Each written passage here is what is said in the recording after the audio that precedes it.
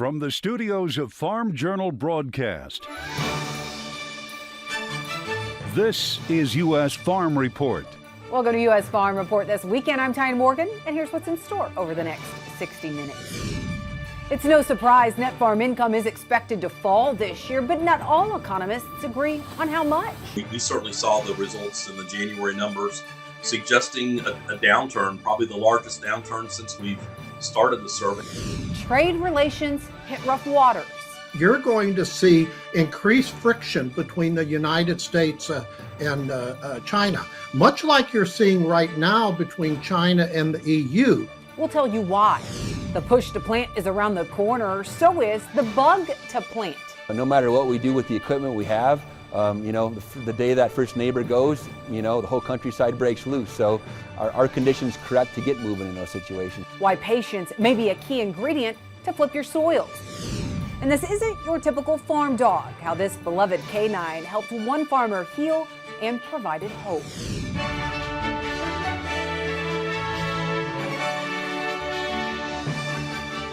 U.S. Farm Report, presented by Pioneer. What's next happens when the testing grounds meet the proving grounds. Pioneer, what's next happens here. Now for the headlines, from extreme cold and heavy snow to now a surge in temperatures. The weather in many parts of the country is undergoing a dramatic shift, and it looks like the trend could last for the foreseeable future. Take a look at this map showing the maximum high temperatures as we head into the end of January. Parts of Montana, those could see temperatures well above 50 degrees. That's a big change from what we saw earlier this month when temperatures dropped as low as negative 50 across the northern high plains. That means that from mid-January to the end of January, we're looking at a 100-degree plus temperature swing for parts of the northern high plains. It won't be quite as dramatic for the rest of the country, but it will be a big turnaround that could lead to some rapid melting of snow and some very muddy conditions in areas that were affected by those multiple snowstorms. In the south, the concern is for heavy rains, with some areas seeing 8 inches plus, all the way from eastern Texas to the central and southern Appalachians. And while that may be good news for drought-impacted areas, Rippey says it could lead to flash flooding. The stock price of ag giant Archer Daniels Midland slid Monday following the company's decision to put its chief financial officer on administrative leave. ADM making the statement on Sunday. CFO Vikram Luthra now on leave amid a probe into accounting practices following a request by the Securities and Exchange Commission. Reuters reporting there are questions with respect to ADM's nutrition business, which supplies ingredients including plant-based proteins, natural flavors, as well as supplements and other things. ADM's stock price then fell Monday to its lowest level in several years. It also appointed an interim CFO and says it is cooperating with the SEC. U.S. oil refiners are calling on the EPA to reform the Renewable Fuel Credit Program. Reuters reporting the refiners want the EPA to restrict who can participate. They claim the current trading environment allows for market manipulation and increases fuel costs. Two refiners that are subsidiaries of CVR Energy saying in a petition that an adjustment to the program could reduce the price of renewable fuel credits. The refiners argue the EPA allows others to participate in the RIN program, including fuel retailers, which is causing RIN prices to climb and harming small oil refiners. The EPA has so far not commented, but analysts that we talk to say it's basically an effort to take the speculators out of the market. Well, we're all familiar with those USDA grades for beef at the grocery store. Now the agency is starting a new pilot program that would expand that grading. It's called the Remote Grading Pilot for beef, and the idea is to attract more small and independent processors to the program. USDA's Ag Marketing Service says it allows remote graders to use photos taken at the plant along with videos to issue grades for beef cuts and carcasses. It says it will help cut costs and location barriers to participate in the voluntary grading services. It's going to be available to any processing facility that does not currently have a full or part-time grading system in place. And we're only going to charge the producer for the time spent reviewing the pictures and making the determination. Vilsack says on average, a beef carcass that grades as USDA prime is valued at hundreds of dollars more than an ungraded carcass. And can pigs help people live healthier lives? A new study is showing promise in people with liver failure. Surgeons are recently doing something unusual. They externally attached a pig liver to a brain-dead human body. They watched it successfully filter blood, which is a key step toward eventually trying the technique on living patients with liver failure. Doctors at the University of Pennsylvania conducting the surgery, they say externally attaching the pig liver creates a bridge to support failing livers by doing the organ's blood cleansing work externally, similar to dialysis for failing kidneys. Animal to human transplants often fail because people's immune systems reject the organ. Scientists are now working with pigs whose organs have been genetically modified to be more human-like. You can read more about this at porkbusiness.com. We talked about it earlier, a major temperature swing setting in across the U.S. We'll have a check of your weather coming up next. Join us in Orlando at the 2024 NCBA Cattle Convention. Don't miss U.S. Farm Report host Tyne Morgan's live taping with industry experts February 1st at noon. Be part of the live audience at the Chuckwagon Cafe #1. U.S. Farm Report weather is brought to you by H&S Manufacturing. Wrap round or square bales with the LW 1100 bale wrapper. Plus, it qualifies for special 3.9% financing through January 31st. Contact your H&S dealer right away for more info. Matt Engelbrecht joining us now with weather. Matt, our viewers have seen it all in the past 2 weeks. Snow, ice, rain, even stubborn fog, and now a major warm-up. We'll start off looking at the precipitation outlook. We actually go back to a drier pattern as we enter February for the Northeast. Now that's coming on the heels of a system that came through this past weekend. But you start to see the two systems take shape. A ridge of high pressure developing nearly half the United States. So from the plains to the East Coast and then back here towards the west, it's more of a digging trough. And we're going to bring in that Pineapple Express, or at least mention of a lot of rainfall in and across California and back up here into the Four Corner states. Again, that's through the early start of the beginning of February. I expect a ridge of high pressure to really be the dominant feature, keeping temperatures above average. And there's a temperature outlook through January 30th, February 3rd. If you look back in January, it's maybe a week to 10 days where we've completely flipped this. We're over here on the blue side. Now we're back into kind of a December type pattern where we're still way over here. It's not just for like one or two areas. It's the entire nation, and that is looking at above average normal temperatures. As we get deeper into February, the other thing you may notice in your local area is that the climate data, the average high will start to climb. Not a lot, but enough. We've kind of already gone through the middle, if not the coldest on average part of the year in January. As we come back up, those average highs and lows will start to increase. As for that jet stream, so again, a big pattern Monday, Tuesday, and Wednesday. We got that low pressure system that's moving off to the north and to the east. You can see a reinforcing shot of some cooler air, some cloud cover, and maybe even some rain tries to scoot through here Tuesday into Wednesday. And then things get pretty interesting. From a warmer than average standpoint. You look at the jet stream on Wednesday, you open up a textbook, and this is something that you would typically see in regards to above average high temperatures for a decent amount of time, 3, 4, or 5 days. So this is a jet stream coming up on Wednesday with this ridge extending all the way back up here to the north. Now it'll try to break down with a significant trough digging back out here towards the west. And what we start to see is a typical pattern with a trough and low pressure system, ridge, and back to a trough. Everything is going to get kind of jammed up, and depending on where these features ultimately land, that is going to keep the same kind of weather over your location for an extended period of time. So again, this is a jet stream on Friday. Got warmer than average conditions, a kind of cooler, messier weather towards the east, and then cooler, messier weather back towards the west. There's a look at the jet stream coming up through your week. Thanks, Matt. Well, after a run-up, commodity prices cooled off Thursday. Matt Bennett and Krista Swanson join us next to tell us why.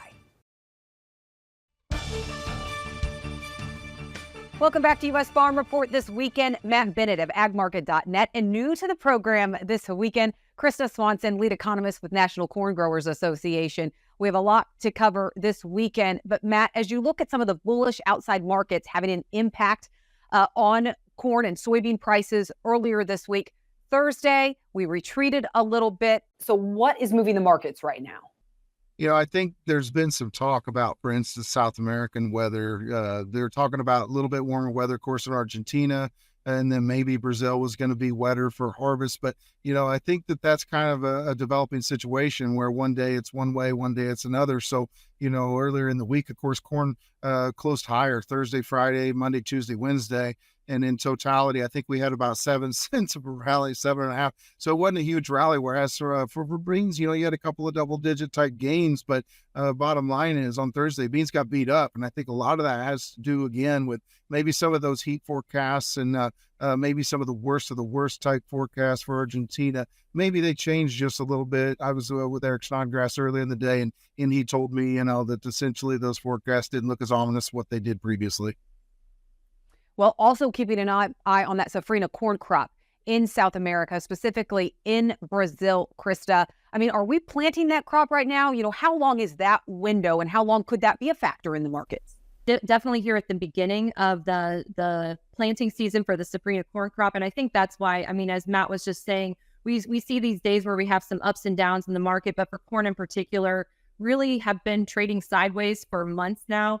And, I think that all eyes are on what actually happens with that safrinha corn crop, whether weather dictates how many acres get planted. I think there's also some, we look at where prices are right now, and do those farmers have an economic incentive right now to even plant corn as a second crop? I know some of those farmers last year were selling that second crop at a loss. And so, if you're that farmer making that decision, you've got a lot to weigh. You're potentially getting it planted later than normal, and then that the price isn't there to really drive those additional acres. So I think we're keeping an eye on what's happening down there and what happens with those acres.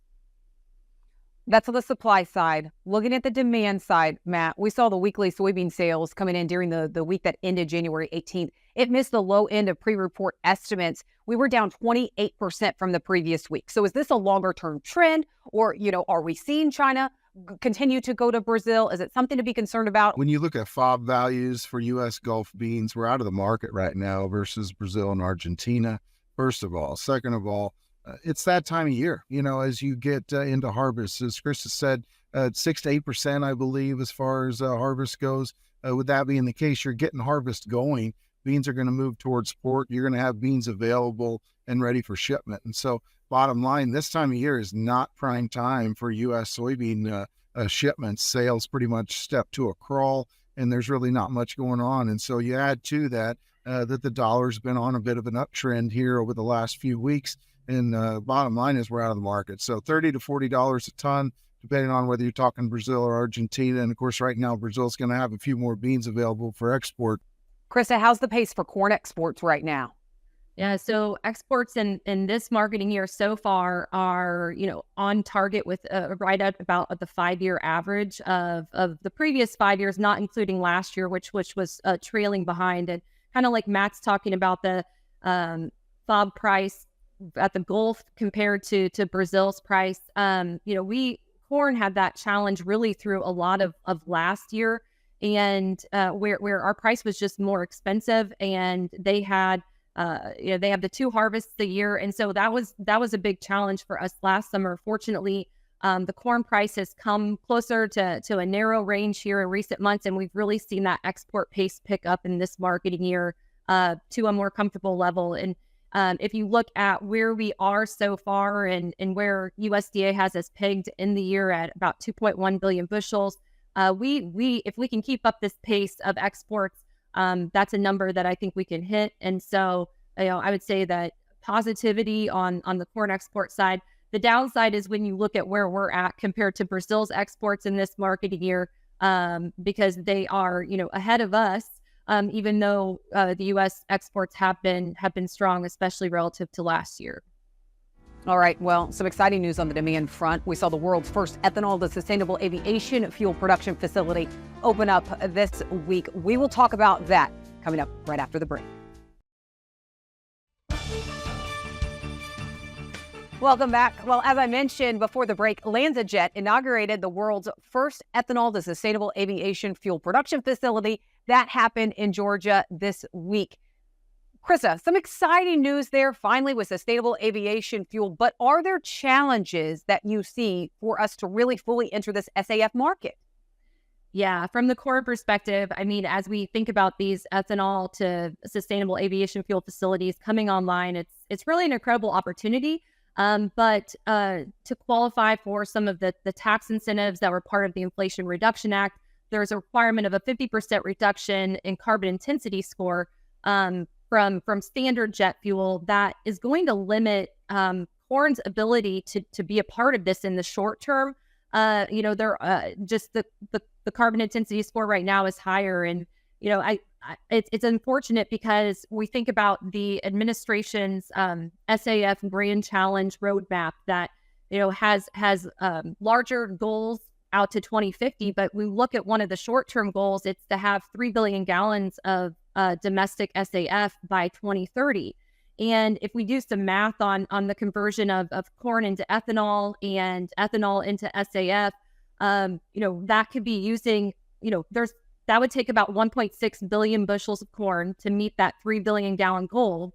And, looking at ending stocks this year, we have 2.2 billion bushels estimated carryover. And so, corn has the ability right now to be meeting that 2030 requirement alone just with our carryover. So, I mean, we have the product. It's grown here by corn farmers in the United States. It just kind of underscores the importance of policy that allows for use of corn ethanol and provides a time frame for corn ethanol to work to meet those important target requirements. Yeah, I'm at the same time, we're watching renewable diesel front for soybeans and how that could change the soybean demand picture here domestically. But as you look right now, the latest Agronomic Monthly Monitor, we asked economists what pencils better right now for 2024, corn or soybeans. The majority of economists said soybeans. As you're talking to producers right now, do you think we're going to see an acreage shift this year, Matt? You got to start with where we were at last year. So 11 million acres between corn and beans. You've got to assume that a lot of folks on a typical 50-50 rotation are going to end up bringing a fair amount of beans to the table. But at the same time, fall of 23 was a fantastic fall. Weather was good. You could get all the tillage done you ever wanted to do, fertilizer, if you will. And so I think given the economics during harvest, when people were making a lot of these decisions, corn actually looked better for a lot of people. Right now, do beans look better? Yes, they do. There's several different publications that suggest that, and running the math, I would agree with that particular analysis. But bottom line is a lot of these acres are already quantified. So whenever I look at that 11 million acre difference, I've got to think that you're looking at something more along the lines of maybe 4 or 5.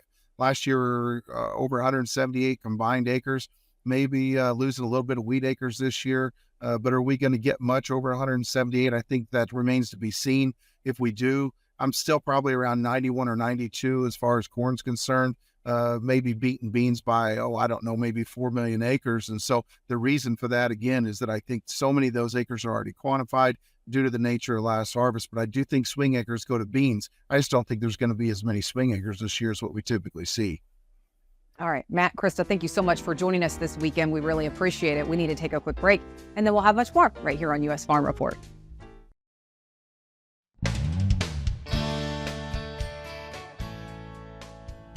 Hey folks, welcome back to Tractor Tales. This week we're going to go visit Lee Miller in Adrian, North Dakota to learn about his John Deere D that started it all. My collecting started 50 years ago when I purchased this 1949 D John Deere. My dad farmed with one just like it when I was growing up, so I saw one on an auction sale and I decided I had to have it. Everything heavy you use the D for because it had the most power. It was electric start. A lot of tractors back in the 40s weren't necessarily electric start, and they had lights. So yeah, it was a pretty well-equipped tractor. As it turned out, this is sort of a rarer D.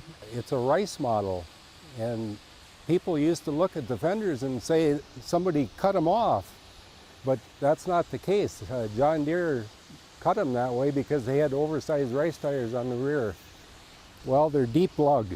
People down in the rice country, they need it for traction.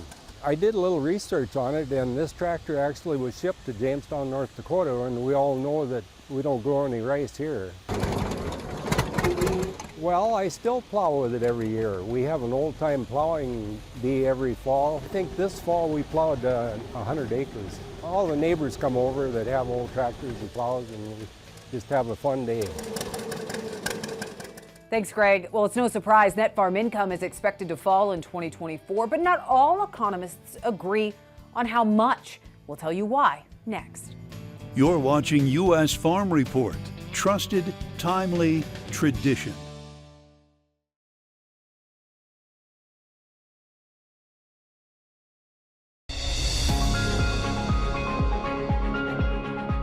Each month, Farm Journal teams up with Mizzou to get a gauge of the ag economy through the lens of ag economists. It provides a pulse of trends and uncovers things to watch. And January's Ag Economists Monthly Monitor survey produced some surprises. That's this weekend's Farm Journal report. Ag Economists' views on the ag economy took a dive in the first Ag Economists Monthly Monitor of 2024. We certainly saw the results in the January numbers suggesting a downturn, probably the largest downturn since we've started the survey. University of Missouri ag economist Scott Brown helps author the monthly monitor. And he says from December to the latest survey in January, projections for corn prices fell 25 cents per bushel. Just one sign that economists are growing more pessimistic at the start of the year. I don't want to make a trend out of just one survey, but if we continue down the path that we started with the January estimates, perhaps we're telling 2024 to be a less positive story than we would have just a few months ago. The average estimate for net farm income also took a turn, falling to $135 billion for 2024. Let's just remember that back in 2020, we would have talked about net farm income at about $95 billion. So this is still much higher than where we would have been in that kind of 2016 through 2020 period. However, not all ag economists are forecasting net farm income to fall that far. What has surprised me, I think, is the nature of the pessimism amongst people relative to expectations.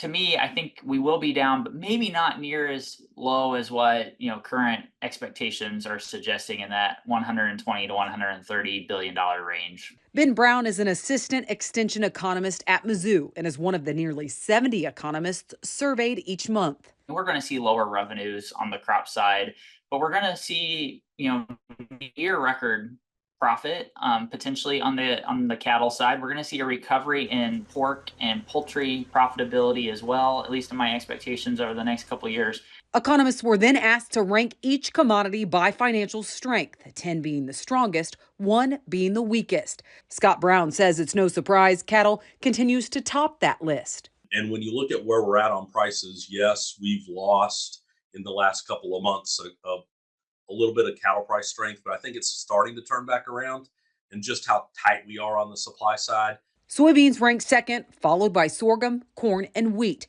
But ag economist Bill Lapp says declining commodity prices for crops continues to be the headline. I think the January 12 reports gave us maybe some cold truth that we weren't ready for. He says January's USDA reports confirmed resilient corn and soybean yields with a record national corn yield despite challenging weather last year. And that led to increases in ending stocks. Although modest, it did put a damper on the market going into the remainder of the winter. And he says as USDA prepares for its Ag Outlook Forum next month, USDA will provide the first snapshot of supply and demand projections for 2024 through 2025. And he thinks the theme of growing stocks will continue.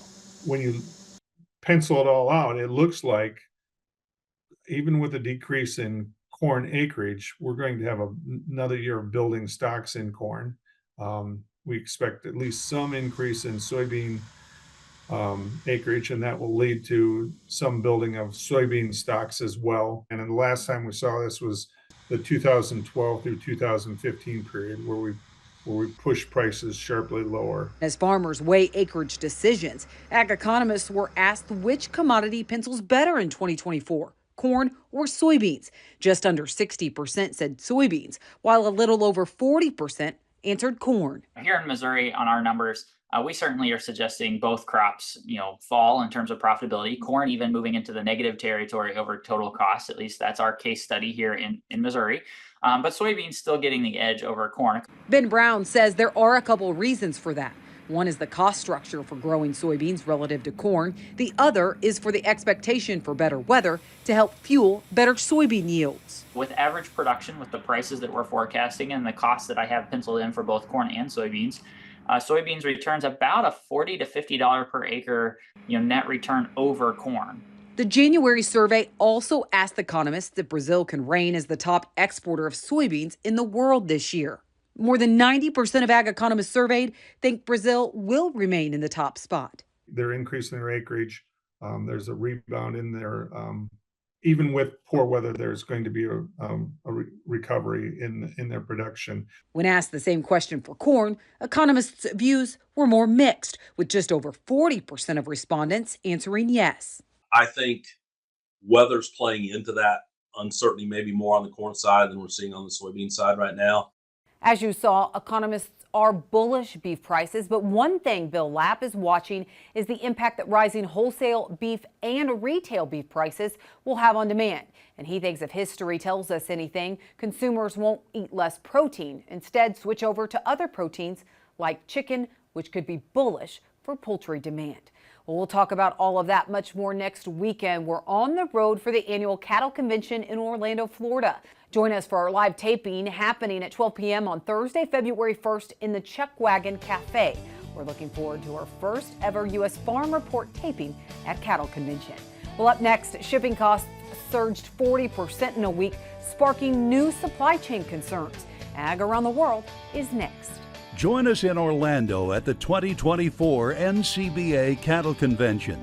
Don't miss U.S. Farm Report host Tyne Morgan's live taping with industry experts February 1st at noon. Be part of the live audience at the Chuck Wagon Cafe, number 1.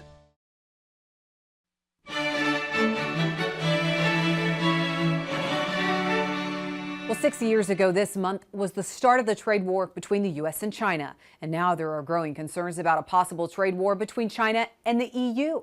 According to the South China Morning Post, European officials are warning of a trade war. It's due to frustrations in Brussels over China unwilling to budge on major issues, including at last month's EU-China summit in Beijing. One of those issues is a growing bilateral trade deficit. And one Chinese premier announcing the reopening of Chinese market to Irish beef products just last week, granting visa-free access. Irish beef was suspended after an atypical case of BSE was found in the country last year. China's sow herd dropped more than 5% in 2023. China's sow herd declined 2.5 million head, or 5.7%, to 41 million head at the end of 2023, according to an ag ministry official. Farmers reduced their breeding herds during the final quarter of last year to cut losses amid poor margins and an oversupply of hogs. Meanwhile, now China's concerned about its own food security. That's why it's strengthening ties with Brazil. Those concerns have been mounting due to several challenges, including the trade war with the U.S. and the COVID-19 pandemic, as well as Russia invading Ukraine. Urbanization in China has caused a change in diets there, opting for more meat, dairy, and processed foods, and that's pressuring available farmland. Reports say that less than 12% of China's land is suitable for ag production.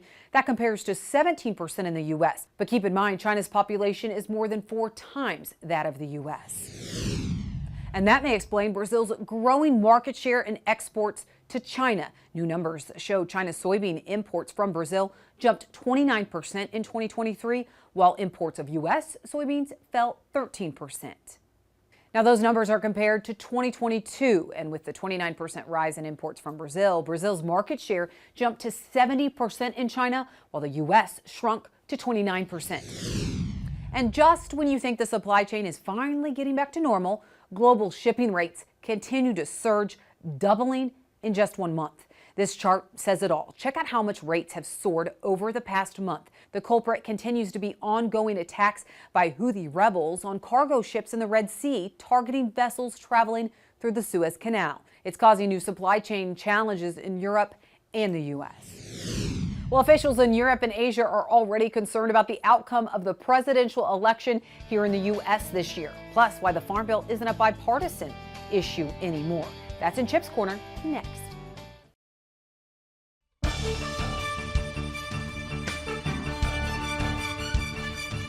Welcome back to U.S. Farm Report. Well, Chip's Corner this week, Jim Wiesmeyer joining us. Chip is taking some time off. Jim Wiesmeyer, a frequent visitor on AgriTalk, kind enough to step in.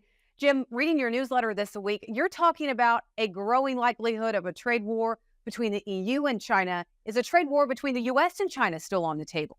Oh, yes, especially after the presidential election, no matter who wins that, you're going to see increased friction between the United States and China, much like you're seeing right now between China and the EU, because both of those areas of the world, Tyne, are flexing their muscles. So, yeah, the trend is not our friend relative to improved relations between either the EU and the U.S. with China. Well, as we saw Trump's lead in the Iowa caucus, in the majority of the vote that he received there, we know his stance on trade policy. So what are farmers saying right now on why they're throwing their support behind Trump? Well, I've given several speeches lately throughout our great country, and I've asked farmers that, and they say, well, if he follows through with his suggestion, perhaps the first week, if he were to become president again, that he would invoke what he calls a universal tariff, an across-the-board tariff on all exporters to the United States, including ones, I guess, that we have trade agreements with, like Japan, of at least 10% tariffs. Now, that's going to invoke retaliation on the part of our trade allies. So I asked farmers, aren't you upset about this? Well, they almost seemed resigned, but they fervently believe that just like the first time we had a U.S.-China trade war, you recall, Trump tapped the Commodity Credit Corporation for billions of dollars. I think $27 billion total, as it worked out to be. And so farmers think that rather than payments through the marketplace or whatever, they'll just get it through income transfers via the CCC. That's been an interesting development when I've gone on the road, Tyne. Well, speaking of CCC, just last week we heard Secretary Vilsack say if we're going to see an increase in reference price, maybe to get that funding, Congress should look at tapping into the CCC. It just seems like Farm Bill, it's whiplash right now. Are we going to see one this year? Are we going to not? But no matter what, Jim, it seems like it is getting even more partisan. Oh, it's the formerly bipartisan Farm Bill has definitely turned partisan, both in the Senate and the House. You saw Stabenow recently say that she wants to propose giving farmers a hard choice between choosing either a souped-up crop insurance program, she didn't detail how she would soup it up, or picking an ARC or a PLC-type program. Well, the Congressional Budget Office is going to score that as savings because they know the vast majority of farmers and ranchers would choose crop insurance for the right reasons. It's a better risk management tool. So Stabenow wants, I guess, that money for other purposes. But no Republican in the Senate is going to, or very few, would go along with that. So you're going to have a Republican farm bill and a Democratic farm bill. Neither will go nowhere. Well, Jim, thanks for your insight. You can hear Jim every Friday on AgriTalk AM for the free-for-all. But coming up, he's going to be at our Top Producer Summit. That's happening February 5th through the 7th in Kansas City, Missouri. So make sure to register now for Top Producer Summit. You can hear Jim Wiesmeyer as well as a host of other speakers. Jim, thanks so much for joining us. So we need to take a quick break, and then we'll have much more right here on U.S. Farm Report. Flip Your Soil on U.S. Farm Report is brought to you by Smart Nutrition MAP plus MST. From the ground up, see this Smart Nutrition MAP plus MST sculpture come to life. Witness the power of your soil this season. Well, USDA and economists are projecting lower net farm income in 2024, in part due to lower grain prices. Farmers are always shooting for higher yields, but it will be even more important this year for farmers to flip their soil to reach those goals. Michelle Rook joins us this weekend and has some timely tips heading into the planting season. The formula for achieving higher yields is different for every grower, depending on their unique climate, soil type, and fertility, plus the pest pressure in their area. But but there are some universal agronomic variables that can help them improve their success in 2024. With lower grain prices and tighter profit margins in 2024, every bushel is going to count. Steve O'Neill is an agronomist and CEO of Corn Capital Innovations. He works with growers across the Corn Belt and says the road to yield success starts with planting high-quality corn and soybean seed.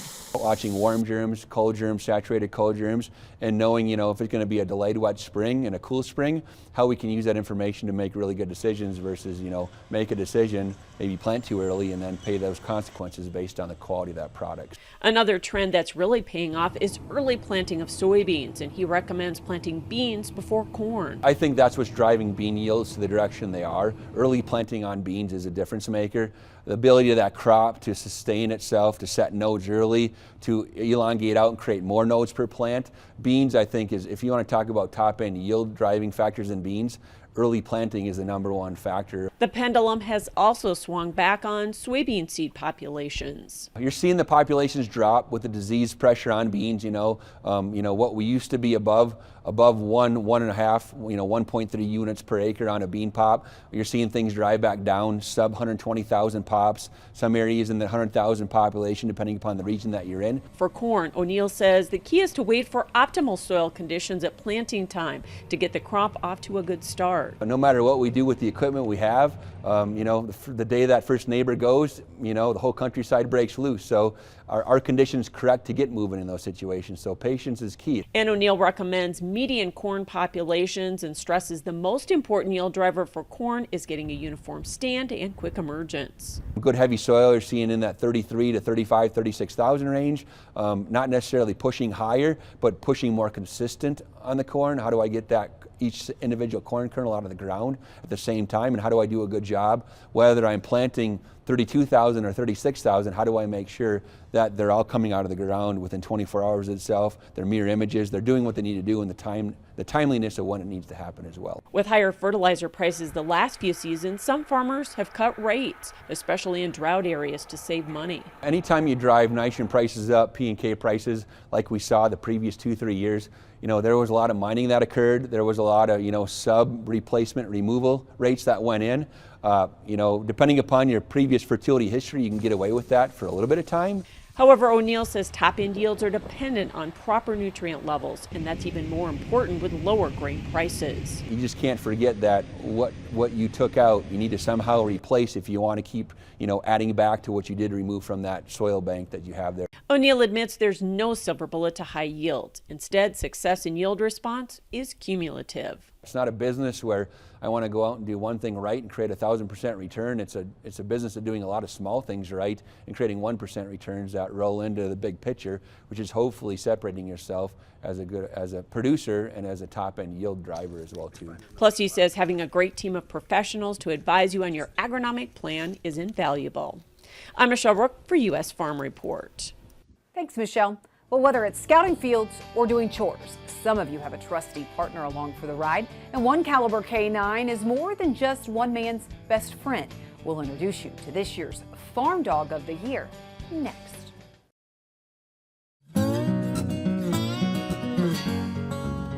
In 2019, Donald Adams was injured on the farm, paralyzed from the neck down, and faced a long road to recovery. Skippy joined the Adams family and quickly became more than just a farm dog. She and Donald share a special bond, and thanks to Skippy, Donald continues to farm and grow stronger every day.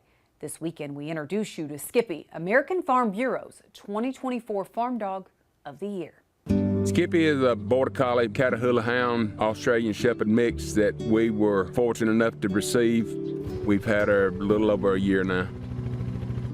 She's all of the above. She's a partner, she's a pet. She's right here with us, helping us with the cattle every day.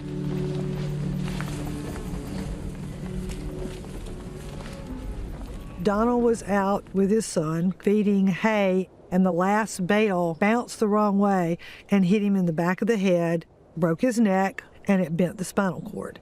He was completely paralyzed from the neck down. I wasn't gonna leave the farm. There wasn't no doubt. As long as I got a breath in me, I'm gonna take care of the cattle and the farm.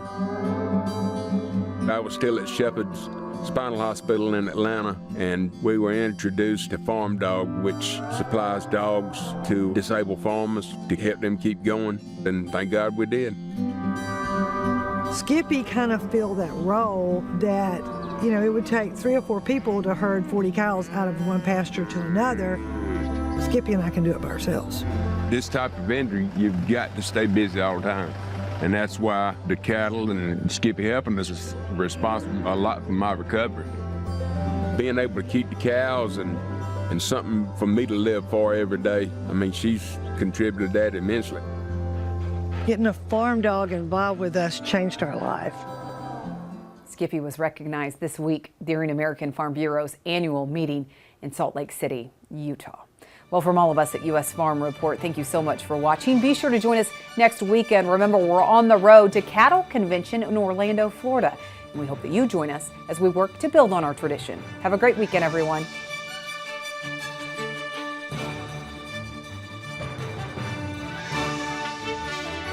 U.S. Farm Report is produced and distributed by Farm Journal Broadcast.